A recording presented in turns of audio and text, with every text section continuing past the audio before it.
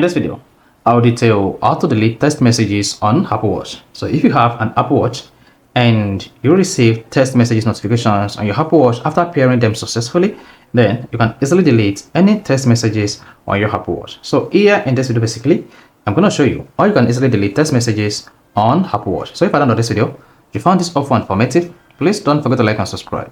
Now, to delete text message or text messages on Apple Watch, all you just need to do is click on the two crown one to exit the watch face. Now locate the message app and click on it.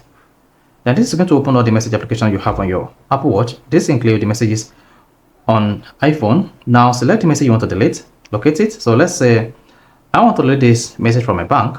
To delete this, I just need to do a swipe left like this. Then you see an option to silent message for this particular contact or delete. Then go ahead and tap the trash icon to delete the message on your Apple Watch. Then you should see that says you would like to delete this conversation. If yes, click on delete, otherwise click on cancel. Then once you tap the delete button, this is going to delete the message on your Apple Watch.